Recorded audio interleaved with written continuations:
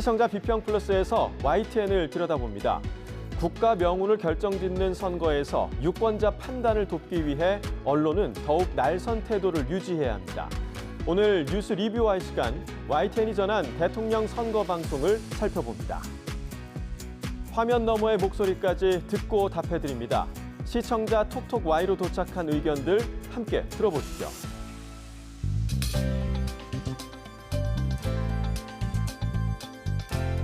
시청자 여러분 안녕하십니까? 오늘부터 시청자 비평 플러스를 진행하게 된 나경철입니다. YTN이 바른 방향으로 나아갈 수 있도록 시청자 여러분의 목소리에 더욱더 귀를 기울이고 또 함께 고민하겠습니다. 따뜻한 시선과 응원 부탁드리면서 이번 주 시청자 비평 플러스의 문을 열어보겠습니다. 먼저 뉴스 리뷰 Y로 시작합니다.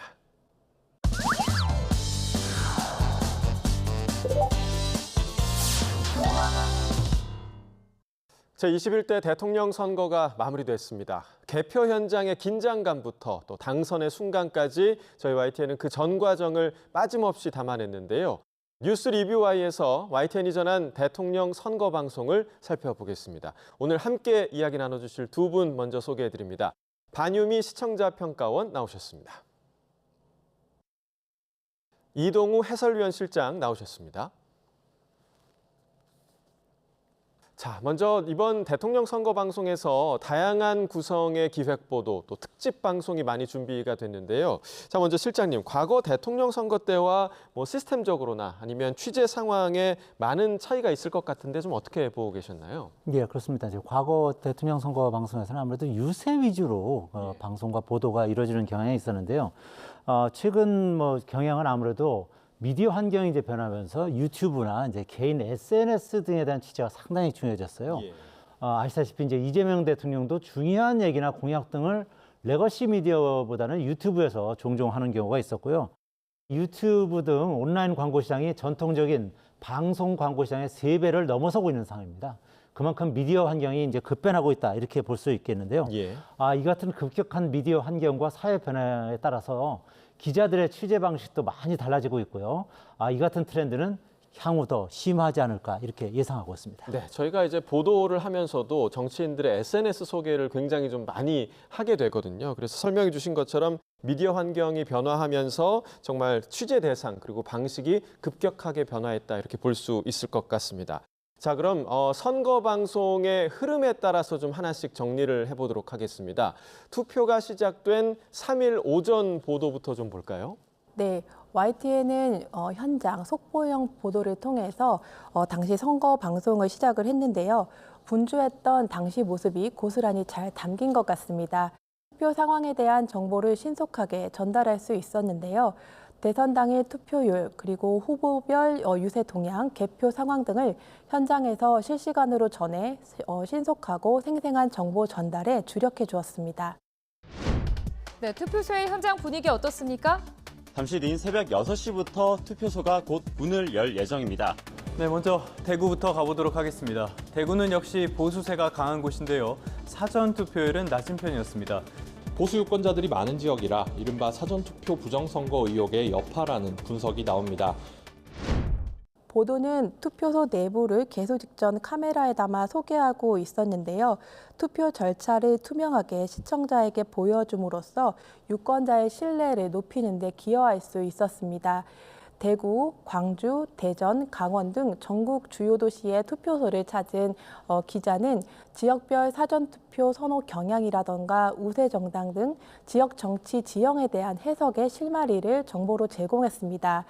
다만 현장에 대한 전달이 주로 투표를 기다리는 유권자와 같은 표면적인 분위기 묘사에 머무르고 있고 지역별 쟁점이나 정책 이슈와의 연결은 부족해 보였습니다. 여기에 더해서 각 지역 유권자의 생생한 목소리나 실제 고민이 충분히 담기지 못한 점도 다소 아쉬웠습니다. 투표에 담긴 기대와 판단을 유권자의 말로 직접 들을 수 있었다면 시청자의 현장 보도에 대한 이해와 공감도 한층 더 깊어졌을 것입니다. 네, 자, 말씀해 주신 것처럼 투표소의 생생한 분위기를 살펴보는 것도 방송만의 또 다른 그런 매력이라고 생각이 드는데 현장에서만 들을 수 있는 유권자의 목소리가 충분히 담기지 않았다라는 아쉬움의 평도 있었습니다. 자, 투표소 상황을 전한 보도 가운데서 또 운영 과정의 미비점을 짚어낸 보도도 있었는데 보셨습니까? 네, 투표소 운영상의 허점을 지적한 YTN 단독 보도가 있었습니다. 경기 일산과 평택 등지에서 동명이인 투표가 발생하는 건인데요. 일산에서는 다른 사람이 본인의 이름으로 투표한 사실이 확인됐고 선관위는 신분 확인 절차가 미흡했다는 입장을 밝혔습니다. 동명이인이 다른 사람의 신분으로 투표하는 일이 벌어졌습니다. 경기도 평택에서도 같은 이름으로 투표를 2번 하는 일이 발생했습니다. 단독 보도 이후 각 지역 선관위의 설명이 보도되었는데요. 다른 언론 보도를 전체적으로 살펴보니 경위라든가 진상 파악 중이라는 보도에 그치고 있어 더 진전된 소식을 찾아보기는 어려웠습니다. 사안을 명확하게 확인할 수 있는 후속 보도가 더 이어졌으면 하는 바람입니다. 네. 자, 이 단독 보도의 아쉬움은 늘 이렇게 좀 한 끗 차이인 것 같은데 시간이 조금 걸리더라도 시간차를 두고서라도 후속 보도로 좀 내용이 보완이 되었으면 좋겠고요. 자, 그리고 대통령 당선이 확정된 직후의 보도는 좀 어땠습니까? 네, 이재명 대통령 당선이 확정된 직후에는 속보를 통해서 대선 결과를 빠르게 전달했습니다. 그리고 대담을 이어갔는데요. 여론조사 전문가가 출연해 지역별, 세대별, 성별 투표 성향과 정책 이슈가 이번 득표에 어떤 영향을 미쳤는지를 분석해 주었습니다. 네. 자, 여론조사 전문가와 함께한 대담이었는데요. 가장 시청자들의 관심이 높은 사안이기도 했습니다. 그 대담은 어땠는지 내용 함께 보고 오겠습니다. 근데 이번 선거는 사실 처음부터 끝까지 별다른 구도의 변화가 없이 전개된 선거였습니다. 이변은 없었다. 예. 사실 지금 이제 보여주는 그래프 모든 언론에서 이제 이렇게 표시를 많이 하긴 했거든요. 예. 사실 이것은 좀 문제가 있습니다. 왜냐하면 농도에서는 상당한 차이가 있거든요. 대담에서는 당선인뿐만 아니라 2, 3위 후보의 득표율이 지닌 의미를 분석하면서 선거 결과를 보다 입체적으로 이해할 수 있도록 도왔습니다. 특히 지역별 민심의 변화 흐름에 대한 해석을 통해서 단순히 승패 구도를 넘어 향후 정치 지형의 변화 가능성까지 조망할 수 있었다는 점에서 의미 있는 대담이었습니다. 이번 대담 외에도 여야 관계자가 출연해 선거 결과를 되짚어보는 대담도 눈길이 갔는데요. 이렇게 하나하나 좀 그 단계를 높여간다면은 내년 지방선거에서 대구 지역에서도 민주당이 좀 더 많은 의석이나 아니면 많은 기초단체장을 좀 배출하기 위한 그 발판이 마련되지 않았나 저희는 그렇게 봅니다. PK에서 이재명 후보 지지율이 40% 넘는 이유가 무엇인가 좀 살펴보는 그런 기간은 반드시 필요하다고 봅니다. 예. 대담은 익숙한 지역 정치 구도를 재조명하고 앞으로의 정치 지형 변화 가능성을 시청자가 스스로 가늠해 볼 수 있도록 했다는 점에서 논의의 깊이를 더했는데요. 말씀드린 두 대담은 시청자에게 민심을 바라보는 다양한 시각과 질문을 던졌다는 점에서 주목해 볼 수 있었습니다. 이번 선거 방송을 시청하면서 느낀 것 중 하나는 앵커님들의 역할이 눈에 띄었다는 것인데요. 많은 준비가 있었을 것 같았습니다. 많이 바쁘셨을 것 같았는데 어떠셨나요? 네. 자, 유권자들의 투표 결과가 나오는 시간이고 또 각 당이 성적표를 받아드는 그런 시간이기 때문에 결코 소홀히 할 수 없었던 그런 방송이었고요. 상당히 좀 리허설도 상당히 많이 했고 전 스태프들이 고생했던 그런 좀 기억을 떠올려 볼 수 있을 것 같습니다. 대선을 두고 전 세계도 일제히 좀 주목했는데 그 뜨거운 관심을 YTN이 좀 잘 전했는지도 좀 궁금한데요. 네, 맞습니다. 일본, 중국, 유럽, 미국 등 주요 외신들은 이재명 대통령의 당선 확정 소식을 긴급 속보로 전했습니다. 이재명 대통령 당선 확정 이후 YTN은 해외 특파원과 연결해 우리 대선 결과가 국내를 넘어 국제사회에도 중요한 메시지를 전달하고 있다는 점을 조명해 주었습니다. 캐롤라인 레빗 대변인은 백악관의 반응이 있을 거라며 이 브리핑 자료를 뒤졌지만 나오지 않자 곧 입장을 알려주겠다고 말했습니다. 뉴욕타임스는 윤 전 대통령과 국민의힘에 대한 분노의 물결을 타고 이재명 후보가 승리했다고 보도했습니다. 이게 불가능한 대통령이니까 좀 한미 관계 잘 회복하고. 백악관의 공식 반응을 확인하는 한편 미 언론이 국내 정치 혼란의 해소 가능성과 외교 행보에 대한 관심을 지속하고 있다고 알렸는데요. 이러한 일련의 보도는 국제사회와 재외국민의 시선을 모두 함께 다룸으로써 우리 정치가 대외적으로도 영향을 줄 수 있다는 점을 다시금 돌아볼 수 있게 했습니다. 이제부터 이후 보도가 더 중요할 것 같습니다. 각국의 반응을 비교하거나 왜 그러한 반응이 나타났는지를 좀 더 명확한 해설이 필요한 시점이라고 생각합니다. 시청자의 입장에서 국제사회의 시선을 보다 잘 이해할 수 있는데 도움을 줄 수 있는 보도를 부탁드립니다. 추측컨대 굉장히 좀 급박한 상황이었을 것 같은데 이 해외 현지에서 특파원들이 실시간으로 좀 변화되는 상황을 전달하기엔 쉽지 않을 것 같은데요. 미국과 중국, 유럽, 일본에 이제 특파원을 두고 있는데요. 예. 먼저 미국 워싱턴과 뉴욕 특파원의 취재기를 먼저 알려드리겠는데요. CNN과 ABC, MBC 등 미국 주요 언론이 먼저 속보로 한국 대선인 확정 소식을 전하면서 대북 정책과 관세 협상 등 새 대통령의 중요한 과제를 제시했다는 점을 한국 시청자들에게 알리는 데 주력을 했습니다. 또 미국 정부가 백악관과 국방부 등을 통해서 발표하는 공식 논평을 신속하게 보도하는 데도 힘을 썼습니다. 도쿄 특파원 같은 경우는요, 일본 정부와 언론이 한국의 새 대통령이 독도 영유권 그리고 강제징용 위안부 문제 등에서 전임 대통령하고 어떤 점에서 달라질지를 집중 조명하는 내용을 전달을 했고요. 또 베이징 특파원의 경우에는요, 중국은 한국보다 1시간 느립니다. 그렇기 때문에 대통령 당선이 확정되자마자 이른 새벽에 곧바로 중국 정부 반응을 취재하기는 사실상 불가한 일이었고요. 예. 그렇기 때문에 늦은 오후부터는 중국 정부의 논평을 중심으로 기사를 출고했습니다. 네, 자 이렇게 취재기를 들려주시니까 각국의 이제 특파원들이 어떻게 움직였는지가 조금씩 좀 그려지는 것 같은데 특파원들이 얼마나 좀 촘촘하게 움직였는지 확인할 수 있는 시간이었습니다. 자, 그리고 당선 이후에는 YTN 특집 대통령 이재명이라는 제목의 다큐멘터리가 방영이 됐습니다. 보도 전문 채널에서는 보기 드문 구성의 다큐멘터리였는데 자, 먼저 평가원님께서는 좀 어떻게 이 다큐멘터리를 보셨습니까? 대통령 선거 직후인 만큼 국민의 시선이 자연스럽게 새 대통령으로 옮겨가는 시기였는데요.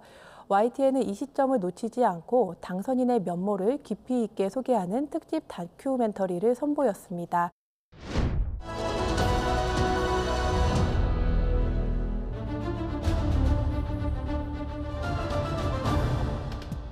여기가 이재명 후보한테 어떤 의미가 있는 곳일까요? 태어난 곳은 중교회 그 기도실이라고 얘기할 수 있는 거죠. 거기서 좀 이제 소통, 굉장히 좀 노력을 많이 기울여야 된다. 단순한 인물 소개를 넘어 리더십의 철학과 방향성까지 읽을 수 있다는 점에서 주목할 수 있었는데요.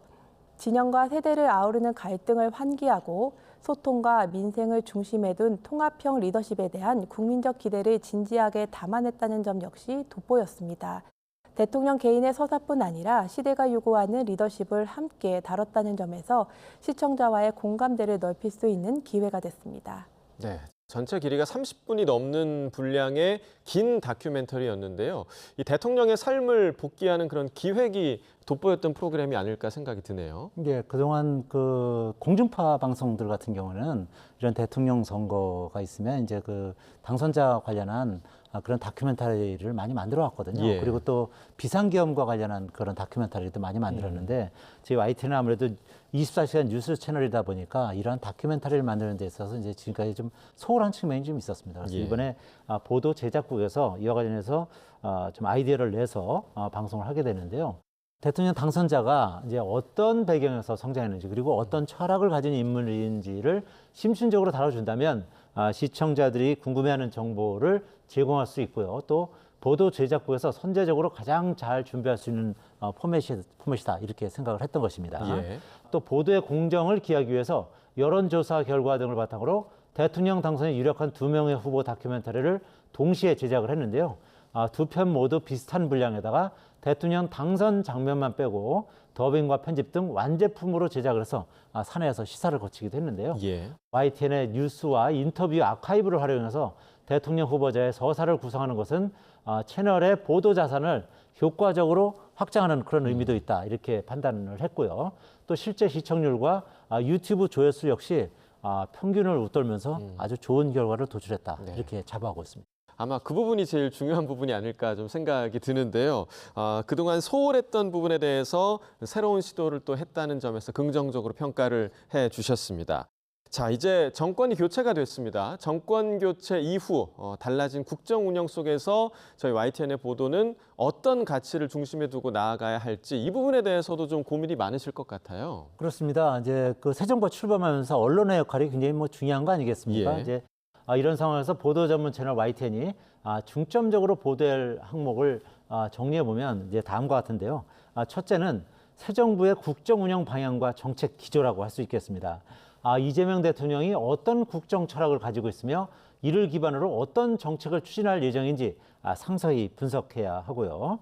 둘째는 내각 구성 및 주요 인사 검증인데요.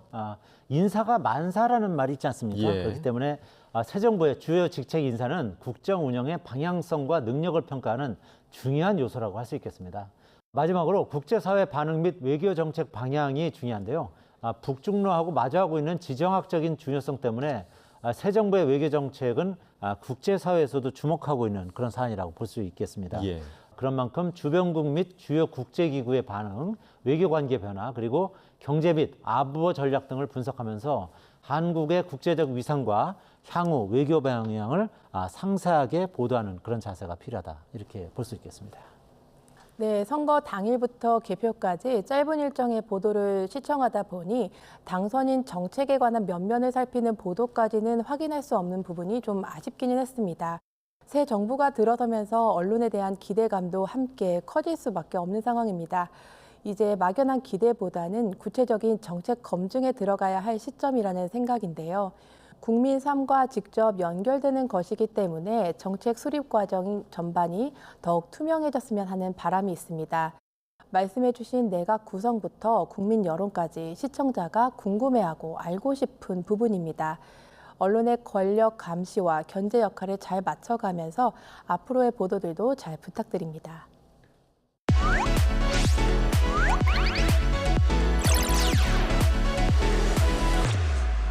오늘 첫 선을 보이는데요. YTN 보도가 더 나은 사회로 향하는 작지만 소중한 한 걸음이 되기를 바라는 진심을 담은 코너입니다. 오늘 방송 주제를 기준으로 기억에 남는 인상적인 보도, 또 방송을 꼽아보는 시간인데 살펴주신 보도 가운데 특히 좀 눈에 띄었던 내용이 있다면 어떤 내용이었을까요? 이번 선거 방송에서는 YTN 선거단이 기획한 다수의 영상 보도를 비롯해 다양한 형태의 기획 보도들이 눈에 띄었고 일반 보도와는 차별화된 시도로서 유권자에게 유용한 정보를 제공해 주었습니다. 특히 디저트 시리즈는 복잡한 사안을 친근한 방식으로 접근해 시청자의 공감과 이해를 동시에 이끌어낸 기획 보도였습니다. 또 촬영 비하인드가 함께 소개된 것도 시청자로 하여금 뉴스 컨텐츠에 대한 거리감을 줄였다고 볼 수 있는데요. 색다른 재미를 경험할 수 있었습니다. 뉴스 리뷰와의 제작진이 YTN 선거단을 직접 만나고 왔습니다. 선거 방송 제작기와 함께 이번 주 디딤돌 뉴스로 꼽힌 소감까지 들어볼 수 있었는데요. 지금 바로 만나보겠습니다. 네, YTN 선거 방송을 거의 넉 달 가까이 열심히 준비를 했는데 재밌게 잘 봐주셨다고 해서 일단은 단장으로서 감격스럽고 보람차다는 생각이 듭니다. 저희의 모토 자체는 발랄하고 재밌게 하지만 너무 가볍지만은 않게 정보는 꽉 담아보자. 사실은 YTN 여러 포맷들이 좀 지루하고 어떻게 보면 품격이 있다고 할 수는 있지만 조금 답답하고 드라이하고 담백한 면이 좀 있는데 그런 좀 발랄한 느낌들을 선거단에서 기획을 할 수 있어 저 개인적으로도 되게 재밌었던 콘텐츠라고 생각합니다. 자, YTN 선거단의 목소리를 직접 들으니까 그 이상의 감동까지 전해지는 것 같은데 이 YTN 선거단의 기획 보도가 정보 전달에 그치지 않고 건강한 선거 방송의 변화를 이끄는 깊은 울림으로 이어지기를 기대해 보겠습니다. 자, 그럼 오늘 뉴스 리뷰와이 마무리해 보겠습니다. 두 분 오늘 말씀 잘 들었습니다. 고맙습니다.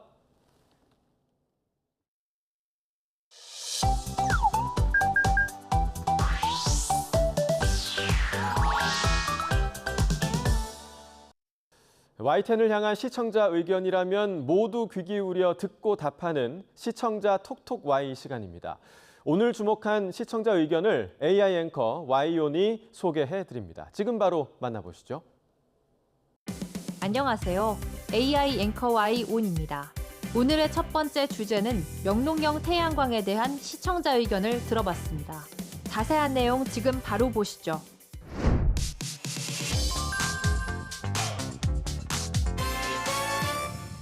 재생에너지 중심 도시를 추진하는 전남에 전국 최대 규모의 영농형 태양광 발전소가 준공됐습니다. 국내에서 최대 규모의 영농형 태양광 발전을 준공했다는 소식을 전한 리포트가 있었습니다. 풍부한 일조량 덕분에 예부터 염전이 많기로 이름난 고장입니다. 소금기 때문에 벼농사에는 다소 어려움이 있는 논 위에 태양광 시설이 들어섰습니다. 모두 3메가와트 가운데 1단계가 준공된 영농형 태양광 시설은 주민이 스스로 조합을 만들어 추진해 의미가 남다릅니다.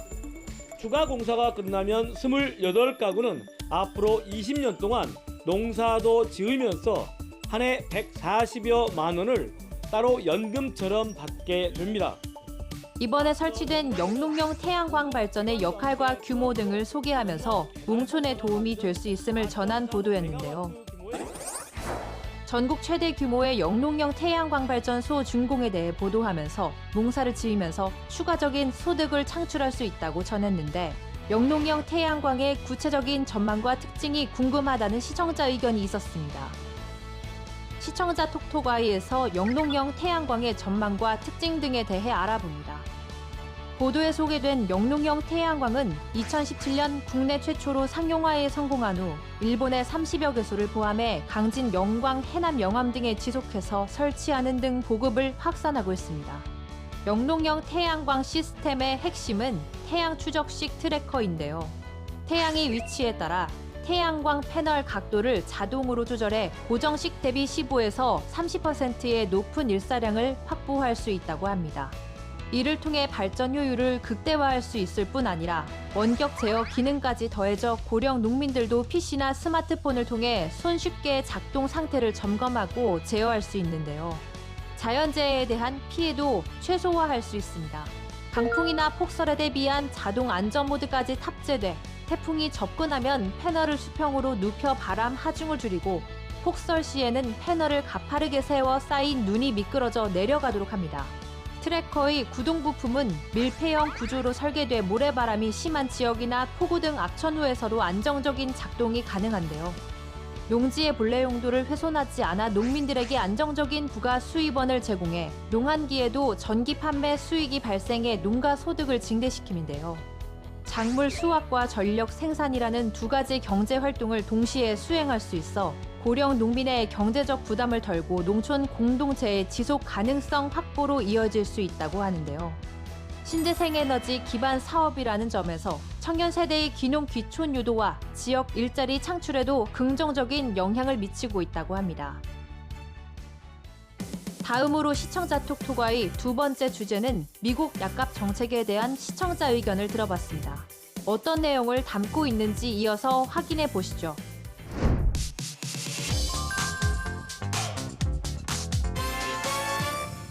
트럼프 대통령이 미국에서 유독 비싼 약값의 책임이 다른 나라에 있다면서 약값을 평준화하라고 명령했습니다.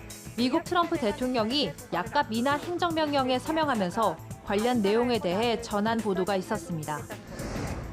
트럼프 대통령은 미국 무역 대표와 상무부 장관에게 다른 나라가 약값 책정에 관여하지 못하게 하라고 지시했습니다.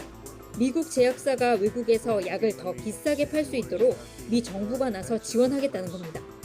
협조하지 않는 국가에는 보복 관세를 부과하겠다고 경고했습니다. 약값 인하 행정명령의 구체적인 내용에 대해 설명하고 그 내용을 해설해준 보도였는데요. 미국의 약값 인하 정책이 한미 무역 협상에 미칠 영향에 대해 다룬 보도였는데 관련해 우리나라와 제약업계에 미칠 영향이 궁금했다는 시청자 의견이 있었습니다. 시청자 톡톡아이에서 미국 약값 인하 정책에 대한 우리나라와 제약업계에 미칠 영향을 살펴봤습니다. 트럼프 대통령이 지난달 미국 출시 의약품 가격을 다른 국가들과 동일한 수준으로 낮추는 내용의 행정명령에 서명했습니다. 제약사들이 30일 이내에 처방 약 가격을 자발적으로 인하하지 않으면 정부가 직접 가격을 제한한다는 것이 핵심인데요. 이 같은 상황에 여러 방면에서 전망이 나오고 있습니다. 트럼프 행정부의 정책이 오히려 국내 생물의약품 복제약 업체들에는 기회가 될 수 있다는 건데요. 이번 행정명령의 주요 대상은 주로 글로벌 대형 제약사들이 개발하는 오리지널 의약품입니다. 값이 비싼 오리지널 약을 복제한 생물의약품 복제약은 상대적으로 가격이 낮아 큰 영향을 받지 않을 전망인데요. 또 고가의 오리지널 약을 만드는 제약사들이 독점력 유지를 위해 의약품 비용을 협상하는 처방약 급여관리업체와 구축한 중간 유통망이 개선되면 국내 생물의약품 복제약 기업들은 미국 시장 확대에 적극 나설 수 있습니다. 중간 유통사가 아닌 미 당국과 직접 약가를 협상할 수 있어 실질적인 생물의약품 복제약 처방가를 낮출 수 있고 이는 처방 확대로 이어져 매출을 늘리는 데 도움이 되기 때문입니다. 만약 미국이 약값을 참고하겠다는 나라들에 한국이 포함되면 국내도 영향을 받을 수밖에 없는데요. 행정명령에 따라 미국 정부는 현지 약값을 내리면 제약사가 다른 나라에서 약을 더 비싸게 팔 수 있도록 관세 부과 등으로 지원 사격할 것이기 때문입니다. 마지막으로 오늘 시청자 톡톡아의 세 번째 주제는 MG손해보험 노동조합 입장에 대한 시청자 의견을 들어봤습니다. 이어지는 내용도 지금 바로 만나보시죠.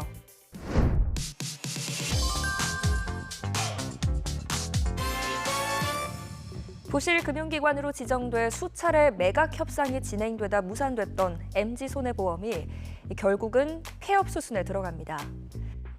MG손해보험이 폐업 수순을 밟으면서 그 과정에서 어떤 일이 있는지 전한 리포트가 있었습니다.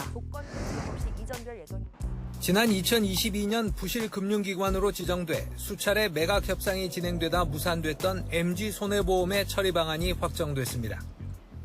금융위원회는 정례회의를 열어 MG손보의 폐업 수순을 발표해 121만 고객의 보험계약은 가교보험사로 이전하는 방식을 택하기로 했습니다.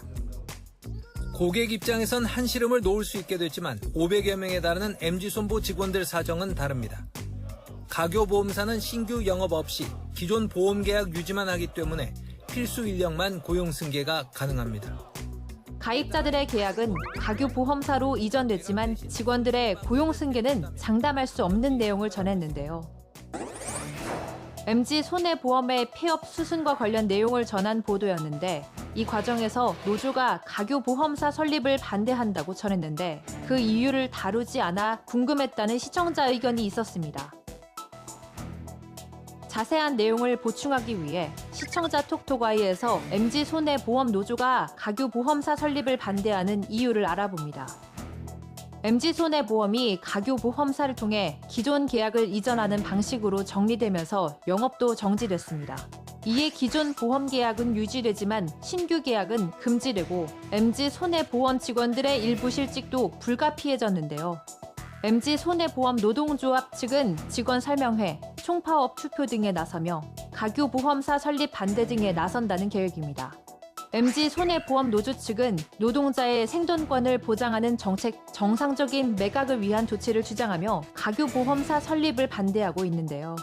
지난 4월 기준 MG손해보험 전체 임직원은 521명으로 업계에서는 최소한의 인력인 10% 내외를 제외하고는 구조 조정이 이뤄질 것이라고 보고 있다고 합니다. MG손해보험 노조는 500여 명의 임직원과 그 가족 그리고 이해관계자들의 일상 파탄과 생명줄을 옥죄는 결정에 당국기관이 일방적으로 확정한 일부형 업정지와 폐쇄형 가교보험사의 그 어떠한 협조도 하지 않을 것이라고 강조했는데요. 노조는 고용 승계를 위해서라도 손해보험사가 없는 금융기관으로의 매각을 바라고 있는데요. 앞서 메리츠와제는 10%의 고용 승계와 1인당 6개월 치해 위로금을 지급하겠다고 했으나 MG손해보험 노조 측은 이를 수용하지 않았습니다. 그러나 노조 측 요구가 받아들여질 가능성은 매우 낮은 걸로 보이는데요. IMF 외환위기 이후 2011년 저축은행 사태까지 부실금융기관을 정리할 때마다 노조의 반발이 있었지만 노조 측 요구가 수용된 적은 없다고 합니다. YTN 방송의 부족한 부분을 채우는 시청자 톡톡 Y 시간. 다음 주도 다양한 시청자 의견과 함께 돌아오겠습니다.